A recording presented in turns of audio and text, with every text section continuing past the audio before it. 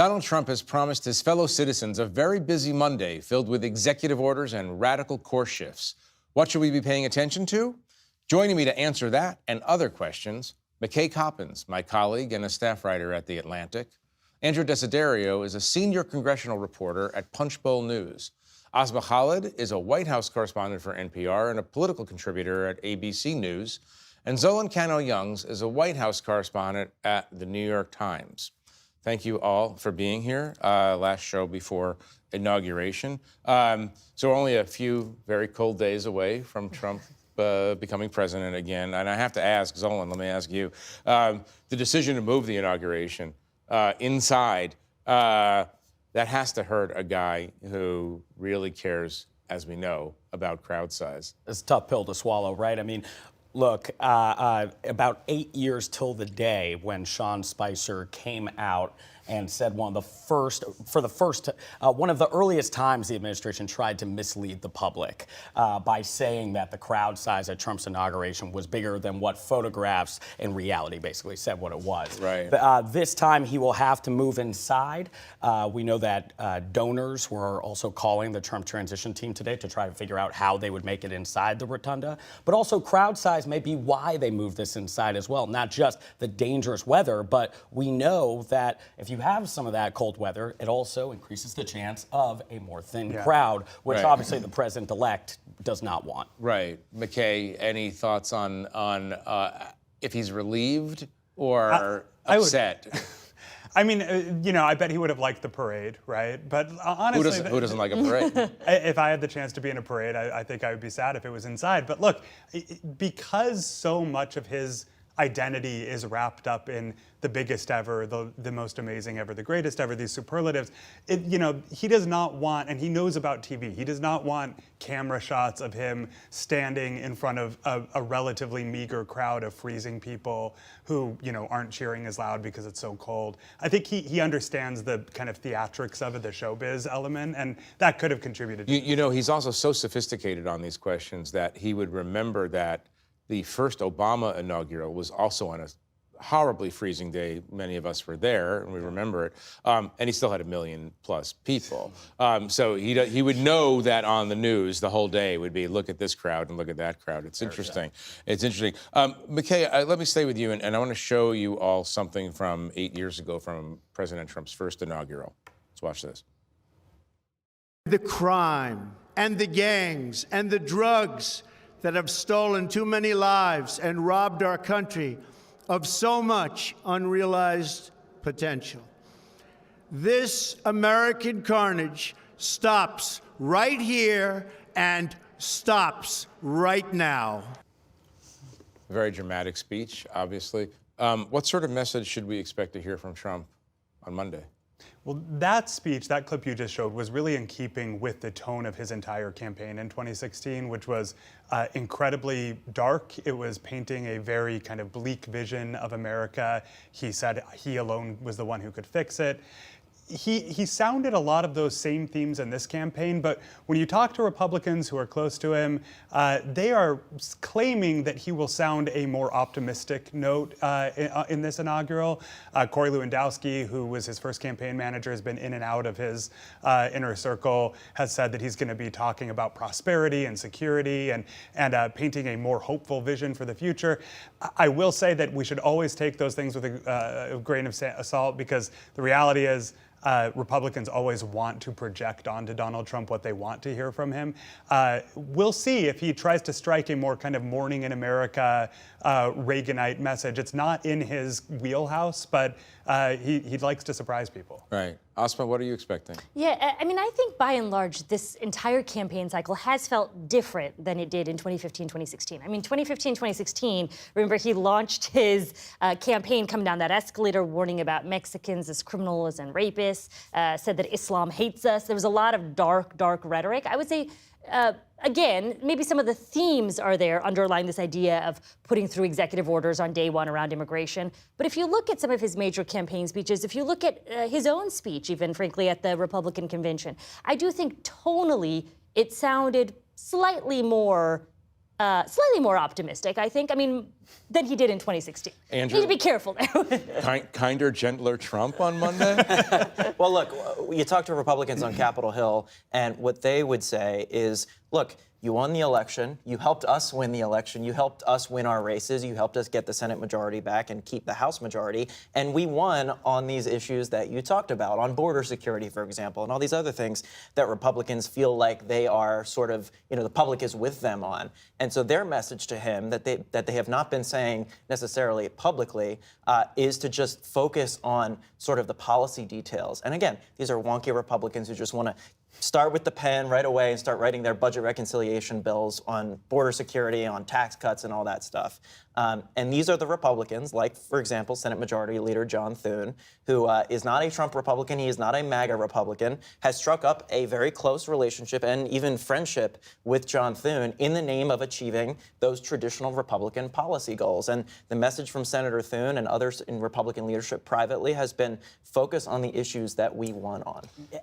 I don't know, but like I was at that press conference in Mar-a-Lago after the election, and I remember hearing from Trump's allies say that we're going to hear a more presidential tone and talking about policies. And then it was the second press conference he went into a 20-minute rant about retribution and about Jack Smith and what have you. And I feel like there's been multiple times over the past couple of years that we've heard that this is sort of a different era here, but then we see a flashback to the last administration. I know, this kind of a fool me 1,200 times, Right. They want it to be a different era. It's important. They want everybody This around is the thing. him. It's projection. Yeah. It's always that Republicans want him to do something. You know, Well, Republicans themselves do feel more like upbeat and optimistic about the country Well, than they did in they've won 2016. pretty It was nicely. fairly. That's what I was going to say. I mean, they feel more upbeat, and I think he ran and won. I would argue with a wider demographic tent than he did in 2016 too. Right. And so whether or not he's aware and conscious of that as he takes office, we'll have to watch. One thing to watch for, I think, and all of you watch him very carefully, is if he veers from the teleprompter. What's going to be on the teleprompter is going to be what everybody decided he should say, but he's a stand-up comic, and he's an extemporaneous speaker, and he has a thought, and he'll veer. Well, the best example of this is his acceptance speech at the Republican National Convention this last year, right? I mean, he came out, he had just survived an assassination attempt. Everybody thought he was going to, be more presidential and sober, and he started out that way, and within 20 minutes, the teleprompter had stopped rolling, and he was off, and, the speech was like over an hour long. Will he do that with his inaugural? I don't know. I recall that he stayed relatively on script in his first one. Whether he'll do that this time, we'll see. Right. Zolan, I want to ask about you. I want to ask you some questions about your reporting on immigration over the past couple of weeks. We know, obviously, they've telegraphed this pretty strongly, that there are going to be some dramatic steps taken on immigration. Talk about a couple of those, including the things that you've been reporting on. Sure. You're going to see a flurry of executive orders in the early days of the Trump presidency on immigration. And they are looking at the past, when he was last in office, trying to resurrect some of those proposals, but going even a step further. So an example, Trump used a public health emergency to rapidly turn away migrants at the U.S.-Mexico border when he was last in office. We had a public health emergency. It was that was at the outset of the pandemic. That's correct. Saying. That's correct. It was the coronavirus. They cited that to use this obscure law. However, Stephen Miller had actually tried to use that law previously, reaching for different diseases, the flu, measles, and it didn't work. He was talked down by cabinet officials. Well, for the past few months, we've been reporting and found out that Miller and basically the Trump camp has been trying to do this again, reaching out to the Border Patrol, trying to survey American communities that have received migrants as well in recent years, and basically asking immigration officials, hey, tell us what you're seeing at the border. But it's going to be tough. I mean, you're going to have to convince public health officials that you can do this with sporadic individual cases of illnesses, as well as the courts. Both of those institutions have scrutinized the use of this rule at the border before. But I say this to say that they are reaching and trying to be creative when it comes to accomplishing some of these immigration measures. Well, this is a very interesting question, Asma. The last time they tripped over themselves in trying to the so-called Muslim ban being The first weekend, they rushed a policy. It didn't work. It made a lot of noise. But do you see and I use this term advisedly, but do you see them having greater success in implementing some of their early immigration there were goals? lessons learned, and Zolan cited Stephen Miller, for example. Stephen Miller is known as sort of the architect of many of these hardline immigration policies. A very, very was smart tied, policy analyst. to the so-called Muslim travel ban. And as you said, I mean, that didn't work. They changed it. It ultimately went up to the Supreme Court and was upheld in the courts. A version of it was. But I think broadly, you have some advisors who were a part of that first administration who have learned how to more strategically navigate the executive branch, and I would argue even navigate the judiciary. And it's important to note, they had been working on this since Trump left office last time around. They've had 4 years of developing this preparation 4 time. years. McKay? I would just add one wrinkle to this, is that Stephen Miller, I profiled him during the first Trump term and spent a lot of time talking to him. And one thing that he said that was really interesting to me is that, I had talked to him about his kind of years as a teenage troll, and, he was a political contrarian at his high school and on campus. And he talked about how he had carried that ethos of provocation and controversy for the sake of enlightenment, this was his words, into policymaking. And so if you asked him about the Muslim ban and the chaos that unfolded and the legal battles and everything, I don't think he would see that as a defeat. I think he would see that as a win because it drew a bunch of attention to something that he thinks is really important, right? And so I would not be surprised if in these opening weeks we see really provocative, noisy, high-profile, for example, raids, ICE raids or other emergency at the border. Things that are designed to draw the national attention to immigrants. No, it's true. Miller is good on policy. He studies, but he's also a showman. Not quite the showman that his boss is, but behind he does the know, scenes. But he cares about that. He does know. I want to get to TikTok in 1 second, but staying on immigration. What's the most dramatic thing, Andrew, that you think we might see in the first 7 days or so on immigration? Well, look, I think all of what has been mentioned is definitely fair game here. Congress is going to have a role to play in terms of attaching funding to some of these, right?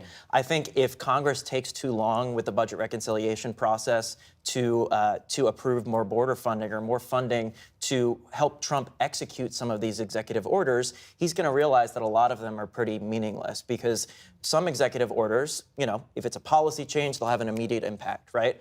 Others, again, designed to make noise, but really don't have an impact unless they are attached to funding. And the goal of Republican leadership, at least in the Senate, is to convince Trump to change his strategy when it comes to budget reconciliation and have Republicans address the border first and wait on tax cuts later. And that's what they're trying to do. Just explain one thing. Why is it so expensive to carry some of these things out?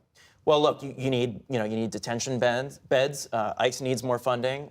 You're going to. You're talking about if they're large-scale raids, right? As we've been. Right, exactly. It's not going to be something that can just be done with a flick of a switch. Congress is the only entity that can authorize and then appropriate this funding, and that is obviously something that Trump wants very much. The people around him want very, very much. Stephen Miller, Russ Vought, who is going to be his budget director coming in, they're going to do everything they can, even with existing funding and existing law, to try to, again, maybe even redirect some funding that's meant for one thing and try to use it for the border, like they did during Trump's first term.